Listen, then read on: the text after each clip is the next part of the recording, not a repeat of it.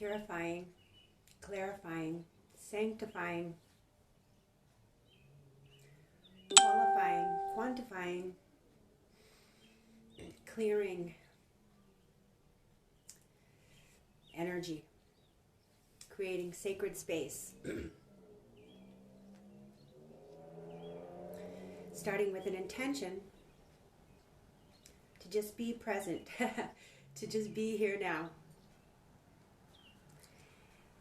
And gathering perhaps some tools that can help you to land here more now.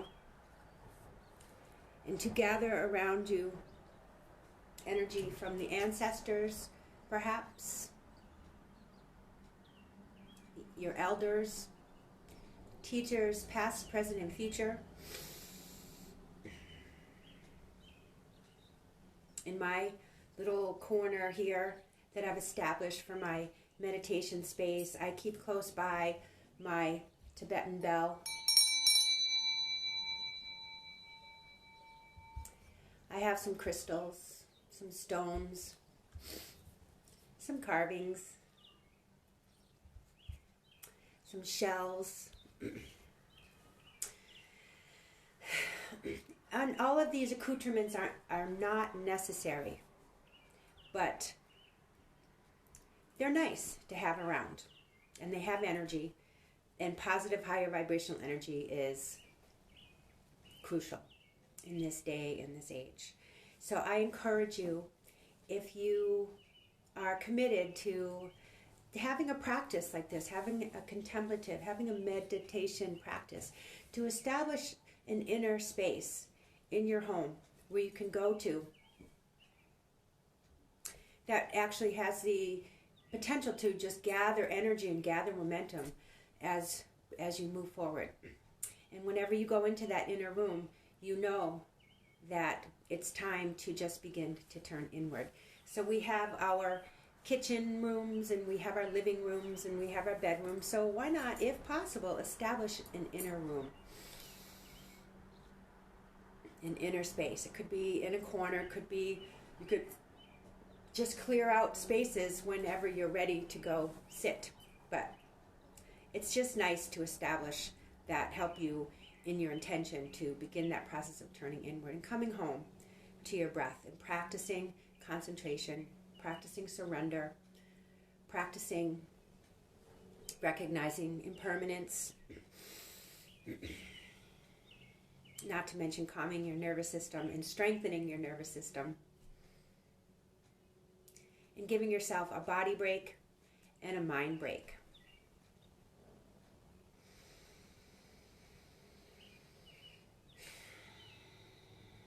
But even if you happen to be having to move around the house, as I say that, and acknowledge, sometimes I just need to be moving around the house, but in the background I hear my teachers, and I know in that moment that I cannot extricate myself from whatever I'm doing, and that I make an intention or make a promise to myself to later to actually go back and reclaim that time for myself.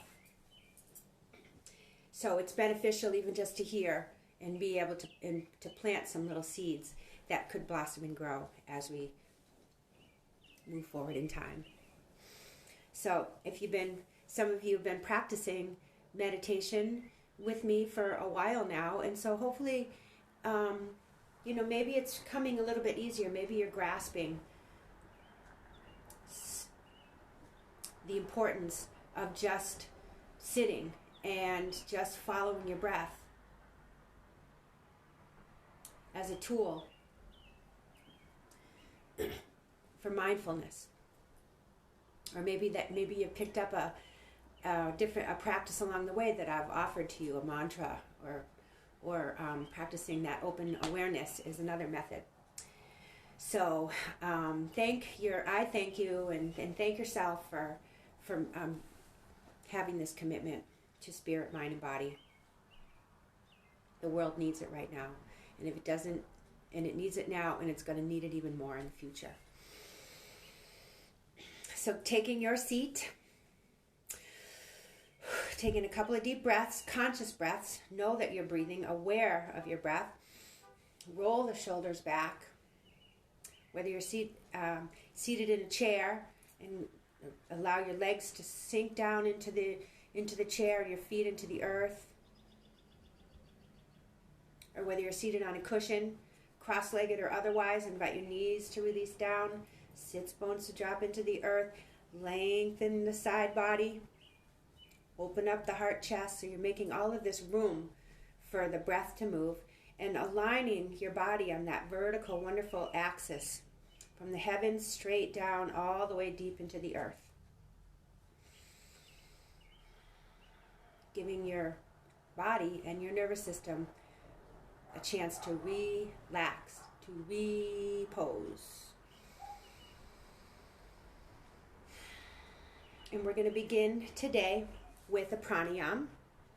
And we're going to do a balancing of the right and left sides of the brain, and the Inga and the Pingala, the two sides of the feminine and the masculine energy that run along the Sushumna, the central axis of energy, drawing down from the earth all the way up into the heavens. And the Ida and the Pingala are like threads, or like a DNA matrix that spiral up. And the Pingala is the solar, and it's the masculine, more go-go energy, and that comes out of the right nostril. And the lunar is the Ida, and that's the more feminine aspect, and that's the more relaxing. So if you take a breath from each nostril, and notice if one is more stuffed or closed than the other. And then you can just take a minute back and see what it was. Were you being all energetic, or were you being relaxed before you came here? Or maybe there is no difference, or maybe both sides are stuffed. So we'll see if we can open them up. And I'm going to try to focus this week on the lunar energy. So this is a really cool moon this month. This is the flower moon, as it's one of the names of the Native American names. And as we know, we can see all the beautiful flowers beginning to bloom outside, renewing. And it's also known as the children's moon. So if you look outside and you see that white moon during the day, it's called the children's moon, because the children can finally look out and they say, "Here's the moon," before they go to bed. So the moon will be full on Thursday, and throughout the week we'll try to invoke this really wonderful lunar peaceful energy. So we begin with Nadi Shodana, and we're going to balance the right side and the left side of the brain, and that's our creative side and then our analytical side. Usually one is more prominent or prevalent with each one of us than the other. And so you have your fingers. You can use your ring finger or your thumb or your pinky finger. I like to use my pinky finger. And we're going to alternately close one nostril and breathe through the open one, and then close that one and breathe out through the other one. So we'll start with the right. And first of all, sit up nice and tall. And let's, with a sense of joyous exploration, with a sense of gratitude. And I have so many things to be grateful for. Just saying the word gratitude, all these things come rushing in right now. So for whatever that is for you. And then we'll take a deep breath in through the nose. And then close the right nostril with your thumb and breathe out the left. And breathe in. So you don't have to push it, real hard, but just close it. And then breathe in through the left nostril, all the way up to the bridge of the nose and straight back to the back of the brain, into the heart. And then close the left nostril with your pinky or ring finger and breathe out the right. Steady stream. And then breathe in through the right. Close your eyes if you feel comfortable. And at the top of the breath, close that nostril and breathe out through the left. I'm going to count with one hand. We're going to do 7 times. Breathe in through the left. Breathe out through the right. That's 2. Breathe in through the right. All the way up through the bridge of the nose, to the back of the brain, into the heart, into the belly. Close it up. Breathe out the left.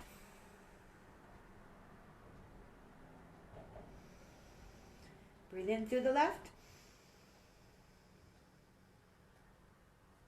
Fill up the belly. Close it off. Breathe out the right. That's 3.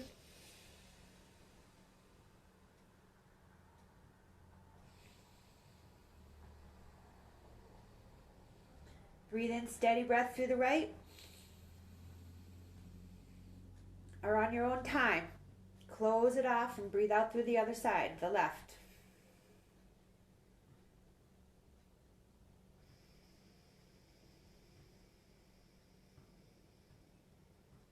Breathe into the belly.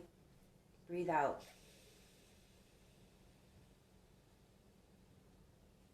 Navel draws back. 5. If you lose track, just start over without thinking too much. You know what to do.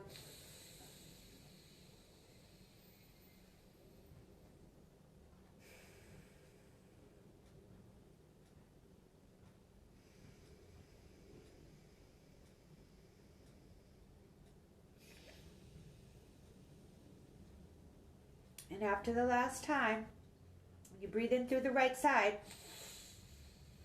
which is more stuffier for me. Close the right side, breathe out of the left nostril, and relax the hands to the lap. And just come to your natural breathing.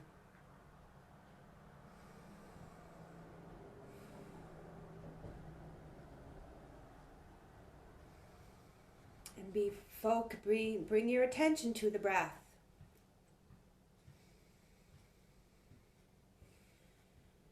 Follow the stream from the beginning and the middle and the end of the inhalation, and the time and space at the end of the inhalation, beginning and middle of the end of the exhalation.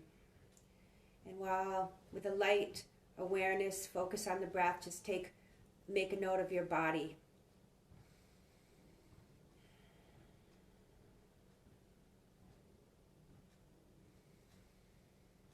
Notice the shape that you've taken. Position, feet on the earth, knees relaxing down, sits bones dropping, where you are in space, kind of drop back into your back body. So let the whole body breathe. Breathing in fresh prana, fresh energy, fresh vitality. And breathing out, exhaling, as if every pore is sending out that breath and releasing any tightness and tension.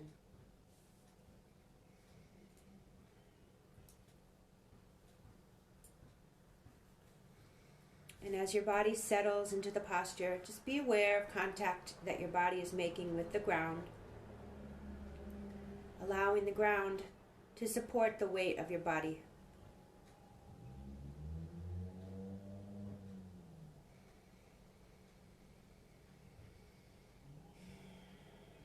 And as the body settles in the posture, as best you can, become aware of how you are right now.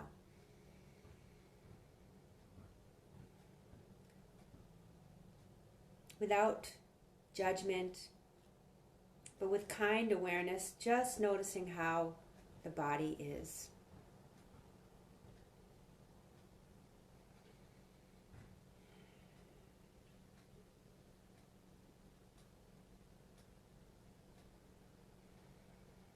And within this overall awareness of the body, allowing an awareness of the breath to emerge. Just noticing the way the breath moves with the body and how the body responds with the breath.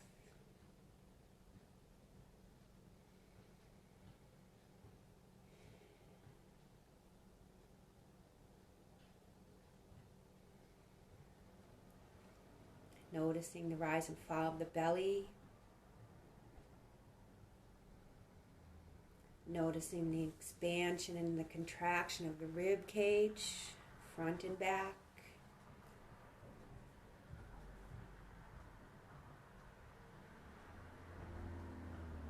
Feeling the rise and fall of the upper chest.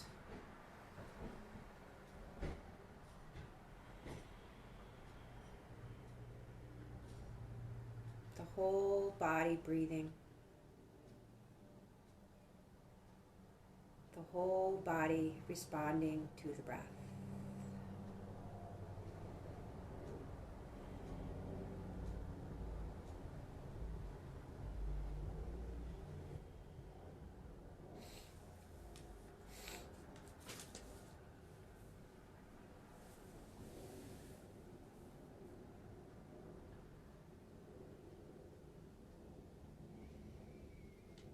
Simply noticing as best you can any sensations that are speaking out to you at this time. It could be your knees or your ankles or your neck and your shoulder, and send energy through the breath to these areas.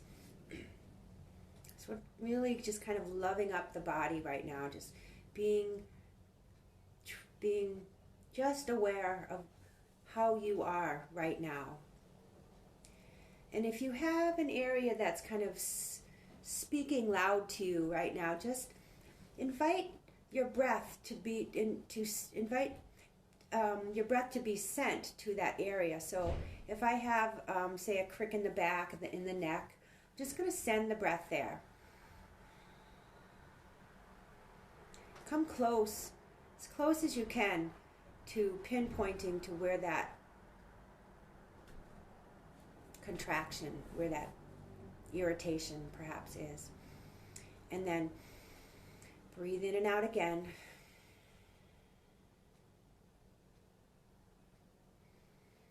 And then breathing in and out again. See if you can come a little bit closer to that area where you feel tightness or tension. If you don't have any places in your body, go to the heart. We tend to build a cage around our heart to protect ourselves. You can go to the heart as well. And just with your inhalation and exhalation, send your attention to that area, send the breath there, and get a little bit closer. And then you'll jump back from it. And then so take another sort of a cleansing breath, and when you're ready, go again. Send energy, send breath to that area. Getting closer and closer. And some of us have real strong pain somewhere. And we just tend to back away from it, and we instead of sending, instead of paying attention to that area, we just kind of ignore it.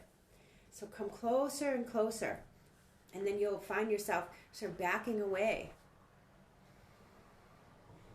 And then the closer you can get, you may just realize it's just energy. It may be really, I don't even want to say it. I want to swear. It just may be, really contorted energy, maybe, but it's just all swirling energy.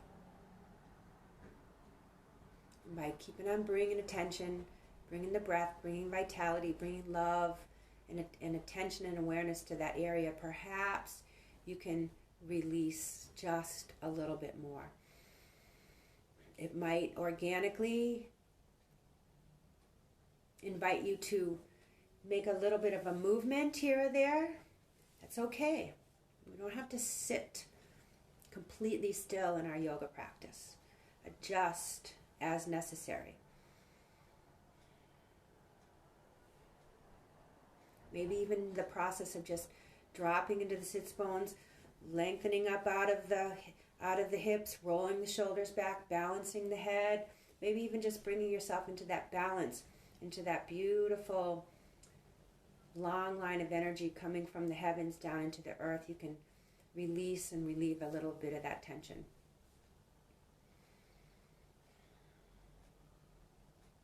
And then when you feel ready, you can just kind of let that go and just come back to the basic Anapanasati, following the movement of the breath, just tracing the inhalation and the exhalation from the beginning, the middle, and the end, and the time and space between inhalations and the exhalations, perhaps holding. Just stay present with the movement of the breath. And we'll go till about 8:30.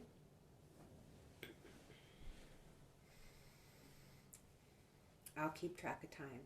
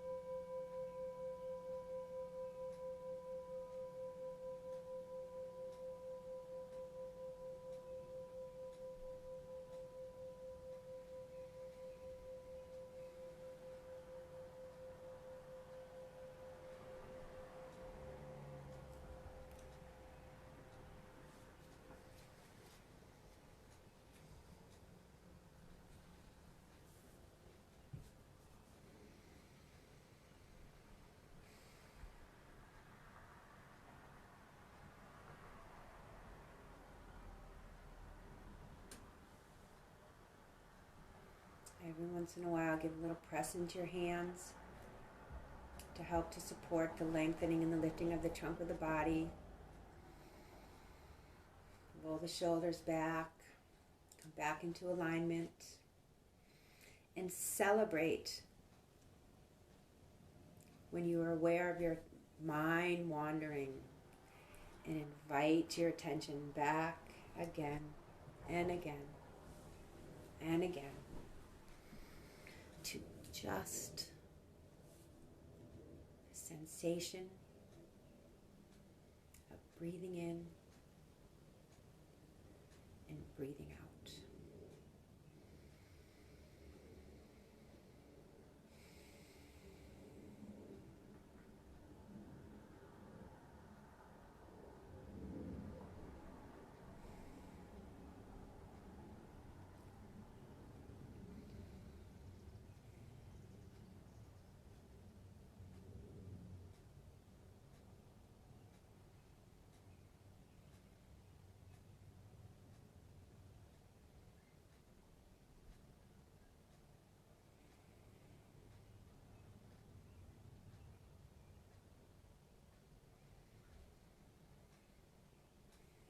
If you like, you can pay particularly close attention to the breath in the nostrils, especially maybe the left lunar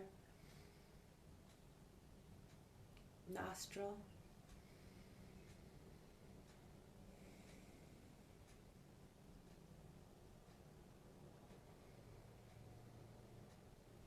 Receptive.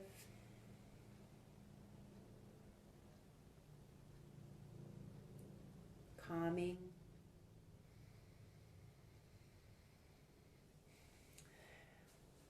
Relaxing.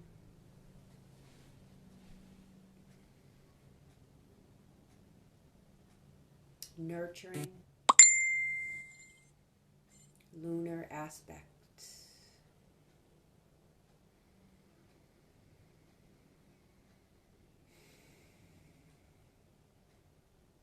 of the Ida. Nadi.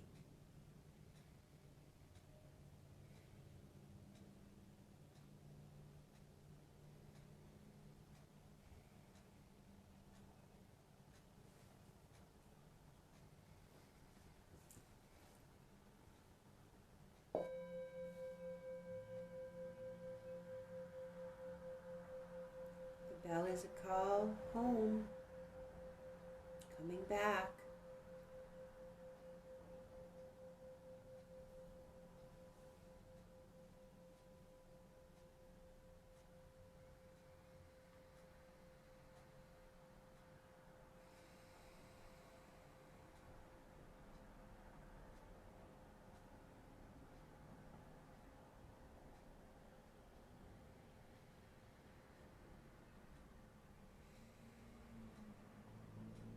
The whole body breathes.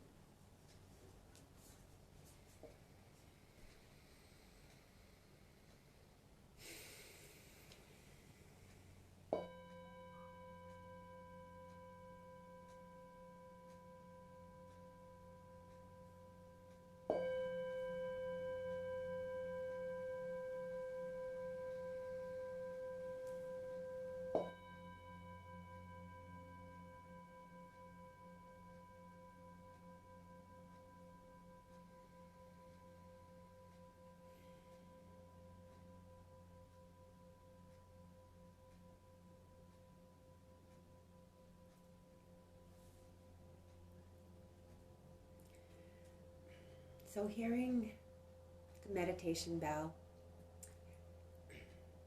knowing with the 3 bells, it's the quote unquote end of your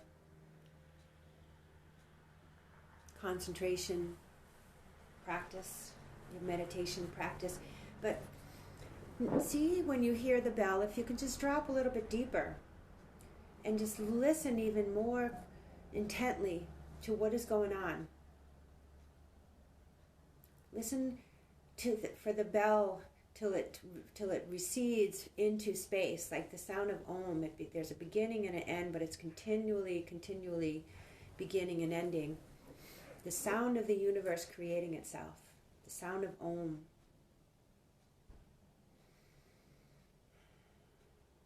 And then gradually, just gradually coming back to normal waking consciousness. So just really, it's training in the yoga is to go in the pose and to come out of the pose doing the pose. Same with meditation.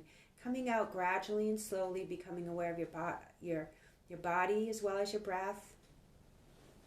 Again, feeling where you are on the earth, feeling your feet, maybe wiggling your fingers and the toes, keeping your eyes closed if possible.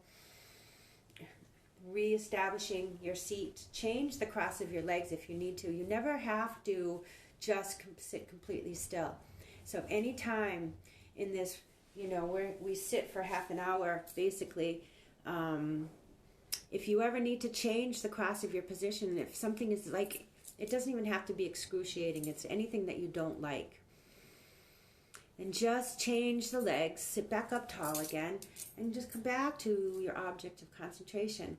It's not like you're doing anything wrong. And this kind of a practice of meditation, nobody's coming up to you and beating you with a stick if you move. But just, we like to just pick one method and stick with it. Start with a pranayama perhaps. Start with a body scan. Start with awareness of the breath. And then when you've stabilized the body and you've stabilized the breath, and you come into pick an object to concentrate on. Or open awareness, which is basically being aware whatever arises, allow it to arise, taking care not to follow. Having a tool like a mantra or the anapanasati, focusing on the breath, is a really nice way to go, because a lot of us, and on any given day, you might need something more sort of concrete, or mala beads to pay attention to. But you never have to say, I was bad. Oh, I did such a bad job or anything, because that's not the game. That's not how we play. You just sit and you practice every day if possible. And it'll start to shift and change. You will be able to concentrate better. There will be more spaces and time between what you think of as thoughts or raging thoughts or monkey mind. You'll create more of a sense of, instead of, I like to describe it as like a faucet with a drip, drip, drip of concentration. And then gradually it becomes more of like a steady stream of concentration. And then on any given day that might shift and change, but just keep practicing and all is coming. So I like to close with a reading. And so I've chosen something that I may have already read before, but you can always hear these words. It's from Thich Nhat Hanh, How to See, and I like to say, How to See Backwards. And Thich Nhat Hanh was a Vietnamese peace activist and monk and teacher. Very top of the line, respected. So, and this one is good for all of us, and especially for those who suffer from addiction of one form or another. So it's called The Nature of Craving and Happiness. Much of our suffering depends on our perceptions and desire. Whenever we don't get what we want, we suffer. But the truth is that sometimes we do get what we want, and yet we suffer even more. Maybe it's not what we thought it was. It doesn't have the desired effect, or it changes something else in our lives for the worst. Sometimes, after we get the things we thought we wanted, we don't treasure it anymore, and we want something else instead. Or we want more of what we had. So there's always suffering. Even in the good times, there's suffering because we know it's going to end. People tend to think of happiness in terms of having plenty of fame, power, wealth, and sensual pleasures. But we know that craving these objects can bring a lot of suffering. So, we need to have a very different understanding of happiness. If we cultivate peace in ourselves, then clarity, compassion, and courage will arise.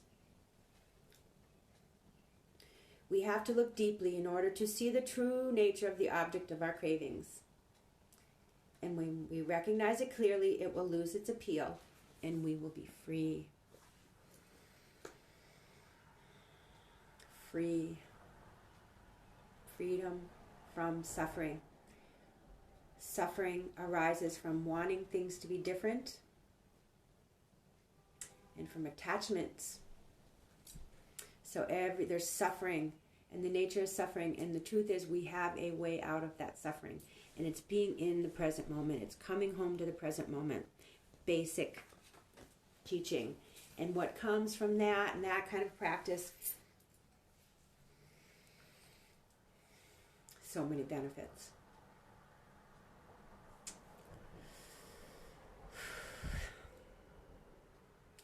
I can attest to this. I have personal, direct experience with the way that this practice works in relieving my suffering and curing,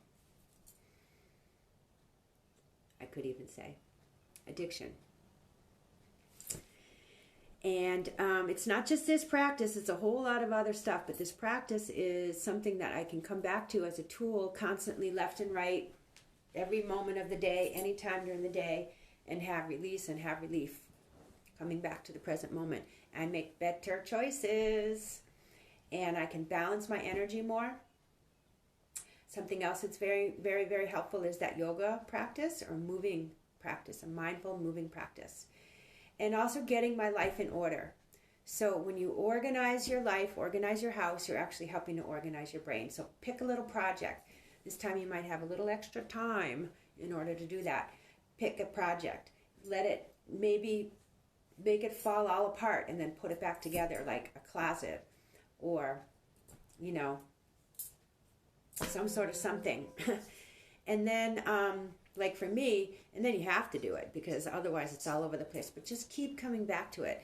Either your body will say, do it, I need to do it, because you see it and you feel it and you know it and you're tripping over it, or your mind says, you need to do it. Don't wait for both. Just start on the project. Just start on the meditation. Just start on your exercise. And your mind and your spirit will join together. Don't wait for both. Just start and do it. Start small if you need to. So we do this practice for about a half an hour, and I usually talk for 10 to 15 minutes, and then we usually sit. You know, it might only be 15 minutes of formal sitting, but from the moment that you've established that you've made this connection or commitment to carve out some time in your life, you're benefiting. I'm benefiting because your energy feeds my energy, and hopefully my energy feeds yours. And each and one of you who have joined in this intention from all around the world are feeding and nourishing each other. So we'll leave it at that for this evening. Please let me know if you have any questions or concerns, if you have any special requests, if you have any feedback. I'm more than welcome to listen, happy to listen. It's my honor and my pleasure to take the seat, take the cushion with you every night, almost every night. Truly. So I want you to move forward in your evening. I beg of you to, move forward with grace and with gratitude into your evening. Get good sleep. Nourish yourself with good food. Minimize low vibration things that come into your life, whether it's coming from your Facebook feed or from the news or from the television or from, music or anything that deep in your heart is not good energy. And surround yourself with as much positivity as possible, light and love, and change your attitude to be like, maybe sometime when you don't feel like you have a choice, choose your attitude. This too will pass. Breathe through it. Serve the people. Feed the people. Help out your neighbor. If you have extra energy. Stay safe. Wear your mask. Minimize going out. Minimize getting into conversations with people who you'll never change their point of view. Ask good questions, but don't get into it. Because we know that everything is perfect. Even in this imperfection, even in these trying times, there is a silver lining. Take away from perfect and it's still perfect. And that's what I'm going to chant about right now. Om Purnamada Purnamadam Pranapranamadichite Purnasya Purnamadaya Purnamavevavashishyate Om Shanti Shanti Shanti. Hari Om Shri Gurubhyo Namaha. Hari Om.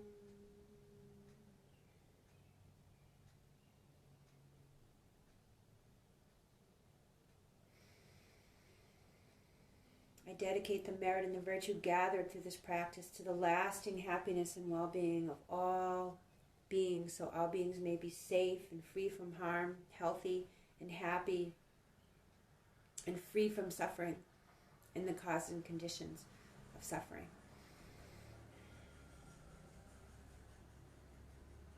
Namaste.